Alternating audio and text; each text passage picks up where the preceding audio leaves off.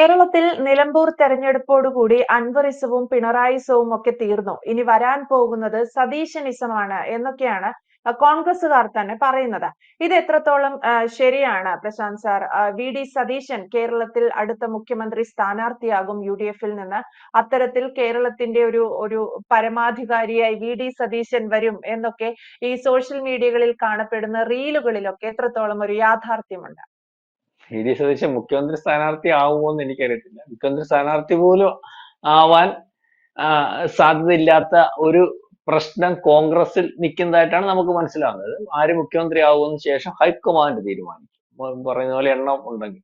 അപ്പൊ അതുപോലെ നമുക്ക് ഇലക്ഷന് ശേഷമേ അത് പറയാൻ പറ്റത്തുള്ളൂ. LDF അധികാരത്തിൽ വരുമോ, UDF അധികാരത്തിൽ വരുമോ, ഭരണവിരുദ്ധ വികാരത്തിന്റെ മറവിൽ ഞങ്ങൾ വീണ്ടും വലിയ 100 സീറ്റോടുകൂടി അധികാരത്തിൽ വരുമെന്ന് വി.ഡി. സതീശൻ പറയുന്നു. മൂന്നാമത് വീണ്ടും അധികാരത്തിൽ വരുമെന്ന് പിണറായി വിജയൻ പറയുന്നു. അത് ഓരോ പാർട്ടികളുടെ കാര്യമാണ്. വ്യക്തമായ ഒരു സ്വാധീനം കേരളത്തിൽ ഉണ്ടാക്കി പ്രതിപക്ഷത്ത് വരുമെന്ന് BJP പറയുന്നു. അപ്പൊ ഇതൊക്കെ പാർട്ടികൾ പറയുന്ന കാര്യമാണ്. മത്സരിച്ച് ജനത്തിന്റെ മാൻഡേറ്റ് കഴിയുമ്പോഴേ നമുക്ക് അതിനെപ്പറ്റി പറയാൻ പറ്റുള്ളൂ. ഏതായാലും നമ്മൾ പുറകോട്ട് പരിശോധിക്കുമ്പോൾ, അല്ലെങ്കിൽ ഇത്തരത്തിൽ ഇവർ ഈ പരസ്പരം ഞങ്ങൾ ജയിക്കും പറയുമ്പോൾ ഒരു രാഷ്ട്രീയമായിട്ട് അല്ല, ഒരു വിശകലനം, അല്ലെങ്കിൽ അതിനകത്ത് നമ്മൾ പുറകോട്ടൊന്ന് പരിശോധിക്കുമ്പോൾ ആരാണ് ക്യാപ്റ്റൻ? പിണറായി ആണോ ക്യാപ്റ്റൻ, അല്ലെങ്കിൽ സതീശനാണോ ക്യാപ്റ്റൻ? നാളെ കാലത്ത് ഏത് ക്യാപ്റ്റൻ ഗോൾ അടിക്കും, ഏത് ക്യാപ്റ്റൻ ജയിക്കും എന്നതിനെ പറ്റിയൊക്കെ നോക്കുമ്പോൾ നമ്മൾ കേരളത്തിൽ ആദ്യമായിട്ട് തന്നെ, അല്ലെങ്കിൽ കഴിഞ്ഞ 2 പ്രാവശ്യം തുടർച്ചയായിട്ട് അധികാരത്തിൽ വന്നതാണ് CPM തുടർച്ചയായിട്ട് അധികാരത്തിൽ വരുന്നു. അപ്പൊ അതിനു മുമ്പ് ഉമ്മൻചാണ്ടി ആയിരുന്നു. അതിനും അധികാരത്തിൽ വരുമ്പോൾ നമ്മൾ പ്രത്യേകത എന്ന് പറഞ്ഞാൽ, അധികാരത്തിൽ 5 കൊല്ലം ഭരിച്ചതിന് ശേഷം ഏത് പാർട്ടിക്കും ഭരണവിരുദ്ധ വികാരമുള്ളപ്പോൾ ഈ പറഞ്ഞതുപോലെ 8 സീറ്റ് കൂടുതൽ വാങ്ങിച്ചാണ് LDF വീണ്ടും അധികാരത്തിൽ വരുന്നത്. അപ്പൊ അതിനകത്ത് ഇപ്പം ഏറ്റവും കൂടുതൽ മാധ്യമങ്ങൾ ചർച്ച ചെയ്തുകൊണ്ടിരിക്കുന്നു, അല്ലെങ്കിൽ ഉപതെരഞ്ഞെടുപ്പുകൾ പലതും പരിശോധിക്കുമ്പോൾ ഉപതെരഞ്ഞെടുപ്പിൽ ഭൂരിപക്ഷമുണ്ട് എന്ന് പറയുന്നു, പക്ഷെ കൂട്ടിയിട്ടുണ്ടെന്ന് പറയുന്നു. അത് ഭരണവിരുദ്ധ വികാരമാണെന്ന് പറയുന്നു. പക്ഷെ ഉപതെരഞ്ഞെടുപ്പുകൾ നിലമ്പൂർ ഒഴിച്ച് ബാക്കി ഉപതെരഞ്ഞെടുപ്പുകൾ പരിശോധിക്കുമ്പോൾ ബാക്കിയെല്ലാം അവരവരുടെ കയ്യിലിരുന്ന് തന്നെയാണ്. നിലമ്പൂരിനെ പറ്റി രാഷ്ട്രീയം അറിയാവുന്നവർ പരിശോധിക്കുമ്പോൾ അത് ചില അൻവർ എന്ന് പറയുന്ന സാങ്കേതികത്വം, അല്ലെങ്കിൽ അയാളെ കൊണ്ടുവന്ന് ഒരു പാർട്ടിക്കാരനല്ലാത്ത ഒരു സ്വതന്ത്രനെ പാർട്ടി വോട്ടുകൾ കൊടുത്ത് ബാക്കി അയാൾക്ക് പിടിക്കാൻ പറ്റുന്ന, അയാളുടെ സ്വതന്ത്ര സ്വാധീനത്തിൽ പിടിക്കാൻ പറ്റുന്ന ഒക്കെ വോട്ടുകൾ വെച്ചിട്ട് 2 വട്ടം ജയിച്ചു വന്നതാണ്. അല്ലാതെ അവിടെ ജയിക്കാൻ കഴിയുന്ന ഒരു സീറ്റ് ആണെങ്കിൽ ഈ പറയുന്നത് പോലെ അരിവാൾ ചുറ്റിക നക്ഷത്രത്തിൽ പാർട്ടിക്ക് വേണ്ടപ്പെട്ടവരെ നിർത്തി മത്സരിപ്പിക്കത്തേ ഉള്ളൂ CPM. അതാണ് CPM-ന്റെ സ്വഭാവം. അല്ലാത്തടത്താണ് ഇത്തരത്തിലുള്ള പരീക്ഷണങ്ങൾ CPM നടന്നത്. അപ്പൊ ഞാൻ പറഞ്ഞു വന്നത്, കഴിഞ്ഞ ഈ പറയുന്ന 2 പ്രാവശ്യത്തെ കാര്യം നമ്മൾ പരിശോധിക്കുമ്പോഴും പുറകോട്ട് പരിശോധിക്കുമ്പോഴും അധികാരത്തിൽ വരുമെന്ന് പറയുന്ന കോൺഗ്രസിന്റെ അവസ്ഥ വളരെ ദയനീയമാണ്. നമ്മൾ കഴിഞ്ഞ പ്രാവശ്യത്തെ മാത്രം 2021 ഒരുപക്ഷെ മത്സരിച്ചത്, CPM മത്സരിച്ച സീറ്റ് മൊത്തത്തിൽ നോക്കുമ്പോൾ LDF-നകത്ത് 77 സീറ്റിലാണ് CPM മത്സരിച്ചിരിക്കുന്നത്. UDF-നകത്ത് അതേസമയം കോൺഗ്രസ് മത്സരിച്ചിരിക്കുന്നത് 93 സീറ്റിലാണ്. ഈ പറയുന്ന 77 സീറ്റിൽ മത്സരിച്ച CPM ജയിച്ചിരിക്കുന്നത് പറഞ്ഞാൽ ചിഹ്നത്തിൽ തന്നെ 62 ജയിച്ചിട്ടുണ്ട്. അതുകൂടാതെ 4 CPM-ന്റെ 4 സ്വതന്ത്രം, 66 സീറ്റ് സ്വന്തമായിട്ട് കഴിഞ്ഞ പ്രാവശ്യം CPM-ന്റെ കെയർ ഓഫിലുണ്ട്. CPM എന്ന് പറയുന്ന പാർട്ടിക്ക് മാത്രമുണ്ട്. അതിനകത്ത് നമുക്ക് ഇപ്പൊ പല ഘടകകക്ഷികളുമുണ്ട്. പക്ഷെ നമുക്ക് ഘടകകക്ഷികളെ മൊത്തത്തിൽ CPI മാത്രം പ്രധാനപ്പെട്ട ഘടകകക്ഷിയായിട്ട് നോക്കും. CPI 4 സീറ്റിൽ മത്സരിച്ചപ്പോൾ 17 സീറ്റിൽ CPI ജയിച്ചിട്ടുണ്ട്. അപ്പൊ അതേ സമയം തന്നെ നമ്മൾ ഈ പറയുന്ന പ്രതിപക്ഷ പാർട്ടിക്കകത്തെ കോൺഗ്രസ് എന്ന് പറയുന്ന പാർട്ടി 93 സീറ്റിലാണ് മത്സരിക്കുന്നത്. 77 എവിടെ കിടക്കുന്നു? 93 സീറ്റ്. ഈ 93 സീറ്റിൽ മത്സരിക്കുന്ന കോൺഗ്രസിന് കിട്ടിയ സീറ്റിന്റെ എണ്ണം എത്രയാണെന്നറിയാം? 21 സീറ്റാണ്. അതുപോലെ തന്നെ അവരുടെ പ്രധാനപ്പെട്ട ഘടകകക്ഷി, ബാക്കി ഒത്തിരി ഘടകകക്ഷി ഉണ്ടായിട്ടുള്ള മുസ്ലിം ലീഗ് ആണല്ലോ. മുസ്ലിം ലീഗിനെ തൊഴുതെ ഇല്ലേ, ചില അമ്പലത്തിലൊക്കെ കയറുമ്പോൾ ഗണപതിയെ തൊഴുതേ മെയിൻ വിഗ്രഹത്തെ തൊഴാൻ, അല്ലെങ്കിൽ ശിവനെ തൊഴാൻ പറ്റത്തുള്ളൂ എന്ന് പറഞ്ഞാൽ ഇദ്ദേഹത്തെ തൊഴുതിട്ടേ അങ്ങോട്ട് കയറാനൊക്കത്തുള്ളൂ. പ്രധാനപ്പെട്ട പ്രതിഷ്ഠ ഇതാണെന്ന് പറയുമ്പോഴും പ്രാധാന്യം കൊടുക്കേണ്ടത് ഈ മുസ്ലിം ലീഗിന്. അപ്പൊ മുസ്ലിം ലീഗ് മത്സരിക്കുന്നതെന്ന് പറഞ്ഞാൽ 25 സീറ്റ്, CPI-ക്കാട്ടി 1 സീറ്റ് കൂടുതലാണ്. 25 സീറ്റിലാണ് മത്സരിക്കുന്നത്. അതിനകത്ത് ഏതാണ്ട് 15ഓളം സീറ്റിലെ അല്ലെങ്കിൽ MLA-മാർ അവർക്കുണ്ട്. 25 സീറ്റിൽ മത്സരിക്കുന്ന മുസ്ലിം ലീഗിന് 15 MLA-മാരുള്ളപ്പോൾ 93 സീറ്റിൽ മത്സരിക്കുന്ന കോൺഗ്രസിന് 21 MLA-മാരാ ഉള്ളത്. കോൺഗ്രസിന്റെ ഒരു ഗതികേട് കേരളത്തിൽ മനസ്സിലാക്കണം. അതുപോലെ തന്നെ നമ്മൾ പറയുമല്ലോ, ഞങ്ങളിപ്പോ വരും എന്ന് പറഞ്ഞാൽ VS അച്യുതാനന്ദന്റെ കാലത്ത് VS ഭരിച്ചതിന് ശേഷം വീണ്ടും ഉമ്മൻചാണ്ടി അധികാരത്തിൽ വന്ന ഒരു ഗവൺമെന്റിനെ പറ്റി ഓർമ്മ കാണുമല്ലോ കോൺഗ്രസ്സുകാർക്കും രാഷ്ട്രീയക്കാർക്കും ഒക്കെ. അതിനകത്ത് ഏതാണ്ട് 68 സീറ്റിൽ VS വീണ്ടും വരുക. പാർട്ടിക്കകത്തുള്ള പ്രശ്നം അതുപോലെ പ്രശ്നം വെച്ചിട്ട് വടക്കോട്ടുള്ള ചില സ്ഥലങ്ങളിൽ പാർട്ടിക്ക് ജയിക്കാൻ സാധ്യതയുള്ള 4-5-6 സീറ്റ് പാർട്ടി തന്നെ തോൽപ്പിച്ച് VS-നെ വീണ്ടും മുഖ്യമന്ത്രി ആകണ്ടാൻ തീരുമാനിച്ചിട്ട് പാർട്ടി തോൽപ്പിച്ചതാണ്. പിണറായി വിജയന്റെ കൈ അതിനകത്തുണ്ടെന്ന് പറഞ്ഞാൽ അന്ന് വലിയ വാർത്ത വന്ന ഒരുപക്ഷെ അത് ശരിയായിരിക്കാം. പിന്നെ പാർട്ടിക്കകത്ത പരിശോധനയിൽ അത് ശരിയെന്ന് കണ്ടതുമാണ്. അപ്പൊ അന്നും വീണ്ടും തുടർഭരണം വന്നതാണ്. ഉമ്മൻചാണ്ടി അന്ന് ജയിച്ചതിന് ശേഷം അന്ന് ഉമ്മൻചാണ്ടി ജയിക്കുമ്പോൾ ഉമ്മൻചാണ്ടിക്ക് ഏതാണ്ട് എന്റെ കണക്ക് ശരിയല്ലെങ്കിൽ ക്ഷമിക്കണം 38 സീറ്റ് ഇന്റർനാഷണൽ കോൺഗ്രസിനുള്ളപ്പോൾ അന്നും CPM അല്ല അധികാരത്തിൽ വന്നത്. പക്ഷെ CPM 44 സീറ്റ് ഉണ്ട്, അറിയാമോ? അതായത് അധികാരത്തിൽ വന്ന പ്രധാനപ്പെട്ട പാർട്ടിയായിട്ടുള്ള കോൺഗ്രസ് പാർട്ടിക്ക് ഉള്ളതിനെക്കാട്ടി കൂടുതൽ സീറ്റ് പ്രതിപക്ഷത്തിരുന്ന ഈ പറയുന്ന CPM-നുണ്ട്. അന്നും CPM ആണ് ഒന്നാമത്തെ പാർട്ടി. അപ്പം CPM എന്ന് പറയുന്ന പാർട്ടി ഇന്ത്യയിൽ ഉടനീളം അല്ലെങ്കിൽ ത്രിപുരയിലും പശ്ചിമ ബംഗാളിലും ഒക്കെ നശിച്ചു പോയിട്ടുണ്ടെങ്കിലും കരുത്ത് ആകെയുള്ള കേരളത്തിൽ ഏറ്റവും വലിയ പാർട്ടിയും ഏറ്റവും കരുത്ത് കാട്ടാൻ പറ്റുന്ന പാർട്ടിയും ഒക്കെയാ CPM. അപ്പം അടുത്ത പ്രാവശ്യം മത്സരിക്കുമ്പോൾ നമ്മൾ ഈ പറയുന്ന നിലമ്പൂരിന് ശേഷം ക്യാപ്റ്റൻ സതീശൻ എന്ന് പറയുമ്പോഴും അധികാരത്തിൽ ഈസി ആയിട്ട് വരാം എന്ന് പറയുമ്പോഴും ഈ കാര്യം പരിശോധിക്കേണ്ടതായിട്ടുണ്ട്. അതായത് ഇത്രയും ബലമുള്ള പാർട്ടിയാണ് CPM.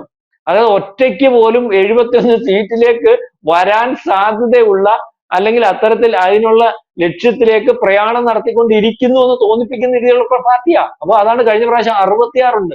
CPI പിണങ്ങിപ്പോയാൽ ഒന്നുമില്ല, ബാക്കിയുള്ള ഘടകകക്ഷിയെ വെച്ച് ഭരിക്കാം, അറിയാമോ?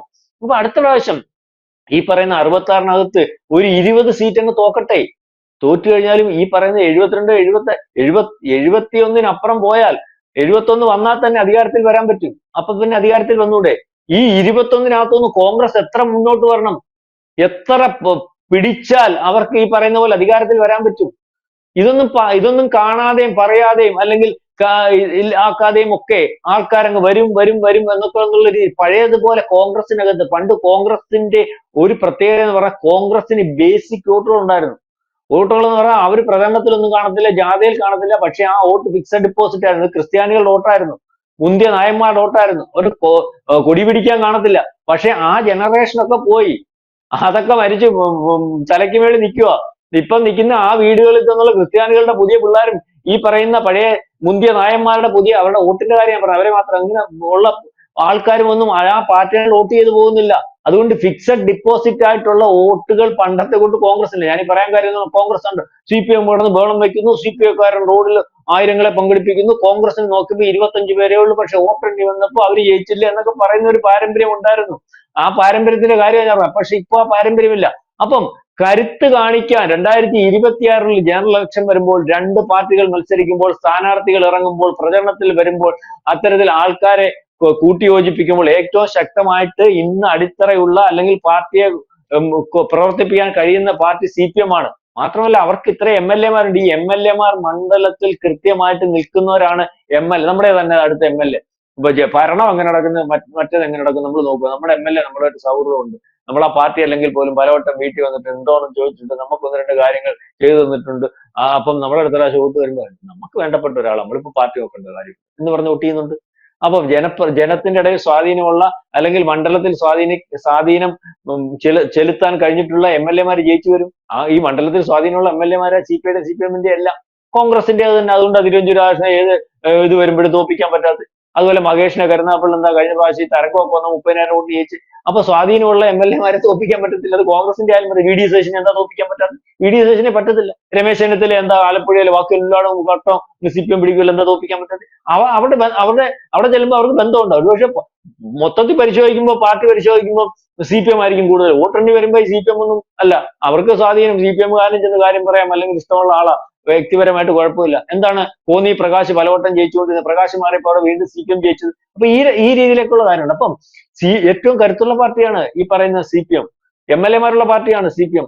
കോൺഗ്രസ് അധികാരത്തിൽ ഇരിക്കുമ്പോഴും ഏറ്റവും വലിയ പാർട്ടിയും ഏറ്റവും കൂടുതൽ MLA-മാരുള്ള പാർട്ടിയാണ് CPM. തുടർച്ചയായിട്ട് ഇപ്പൊ അധികാരത്തിൽ വന്നപ്പോൾ കുറഞ്ഞല്ല കൂടുതൽ MLA മാരെ കൊണ്ട് വന്നതാണ്. അതിന് കോവിഡ് മറ്റു കാര്യങ്ങളും മാനദണ്ഡവും ഒക്കെ പറയാവുന്നതേ ഉള്ളൂ.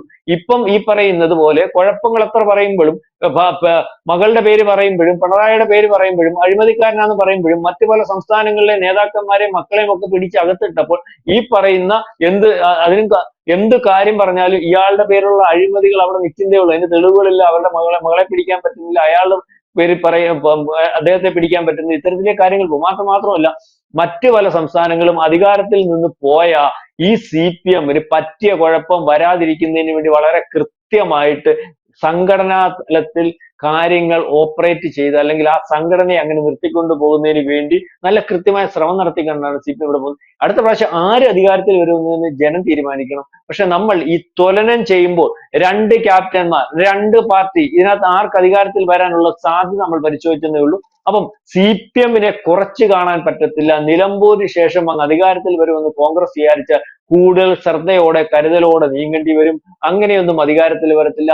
നിങ്ങളുടെ പുറകിലുള്ള ഒരു ക്ലെയിം നിലമ്പൂരിന് ശേഷം കേരളത്തിലുടനീളം ചർച്ച ചെയ്യാനുള്ള സാധ്യതയുള്ളത് നിങ്ങൾ മതമൗല്യവാദികളുടെയും ജമാഅത്തെ ഇസ്ലാമിയുടെയും അല്ലെങ്കിൽ അത്തരത്തിലുള്ള ആൾക്കാരുടെ ആ ഭാഗമായിട്ട് മാറി അതിവിടുത്തെ ക്രിസ്ത്യാനിക്കും അല്ലെങ്കിൽ ഹിന്ദുക്കൾക്കും ഒക്കെ ഇടയിലേക്ക് പ്രചരണമായാൽ നിങ്ങളെ പഴയ മതേതരവാദി എന്നുള്ള രീതിയിൽ തെരഞ്ഞെടുക്കുന്നതിന് ബുദ്ധിമുട്ടുണ്ടാവും. നിങ്ങൾക്കിപ്പോ ഉള്ള 21 സീറ്റ്, കോൺഗ്രസിനുള്ള 21 സീറ്റ് പരിശോധിക്കുമ്പോൾ ഇതുപോലെ ക്രിസ്ത്യാനി കൂടുതലുള്ളിടത്തുനിന്ന് കിട്ടിയതാണ്, അല്ലെങ്കിൽ അവരാണ് നിങ്ങളെ സഹായിച്ചിട്ടുള്ളത്.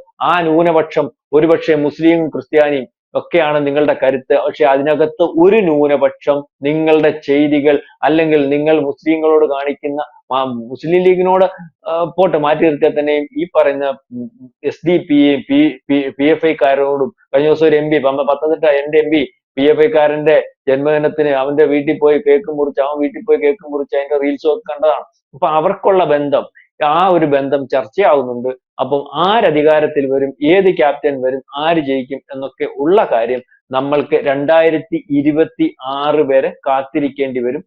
CPM കുറഞ്ഞ പാർട്ടിയല്ല, കുറച്ച് കാണാൻ പറ്റുന്ന പാർട്ടിയല്ല, കരുത്ത് കാണിച്ചുകൊണ്ടിരിക്കുന്ന പാർട്ടി തന്നെയാണ് കേരളത്തിലെങ്കിലും. യെസ്. എന്തായാലും കേരളത്തിൽ ആര് അധികാരത്തിൽ വരും എന്നതിനെ കുറിച്ചുള്ള ചർച്ചകൾ ഇപ്പോഴേ സജീവമാണ്. സതീശനെ മുഖ്യമന്ത്രി സ്ഥാനാർത്ഥിയാക്കിക്കൊണ്ട് അല്ലെങ്കിൽ സതീശനായിരിക്കും വരുന്ന തെരഞ്ഞെടുപ്പിൽ കേരളത്തിൽ UDF-നെ നയിക്കുക എന്ന തരത്തിൽ സോഷ്യൽ മീഡിയ ഹാൻഡിലുകളിൽ ഉൾപ്പെടെ ഇപ്പോൾ തന്നെ വലിയൊരു പ്രചാരണം UDF ആരംഭിച്ചിട്ടുണ്ട്. നിലമ്പൂരിൽ നമ്മൾ കണ്ടതാണ്. സതീശന്റെ നേതൃത്വത്തിലായിരുന്നു അവിടെ കാര്യങ്ങൾ തീരുമാനിച്ചത്. ഹൈക്കമാൻഡിന് പോലും എതിരഭിപ്രായം ഉണ്ടായിരുന്നില്ല, അല്ലെങ്കിൽ ഉള്ളവർ മിണ്ടിയില്ല എന്നുള്ളതാണ്. പക്ഷേ നിലമ്പൂരിൽ ഒരു വിജയം നേടാൻ സാധിച്ചതും സതീശന് വലിയ അനുഗ്രഹമായി എന്ന് വേണം കരുതാൻ. ഇനി UDF-ൽ അടുത്ത തിരഞ്ഞെടുപ്പിന് വേണ്ടി, നിയമസഭാ തിരഞ്ഞെടുപ്പിന് വേണ്ടി കരുക്കൾ നീക്കാൻ സതീശനും കൂട്ടരും UDF-നകത്ത് തന്നെ പണികൾ തുടങ്ങിക്കഴിഞ്ഞു എന്ന കാര്യവും വ്യക്തമാണ്. അപ്പോഴും പ്രശാന്ത് സാർ സൂചിപ്പിച്ചതുപോലെ 77 ആകെ മത്സരിച്ച 77 സീറ്റിൽ എത്ര എണ്ണത്തിൽ CPM വിജയിച്ചു എന്ന കാര്യം UDF വിസ്മരിക്കരുത്. വ്യക്തമാണ്. Thank you sir.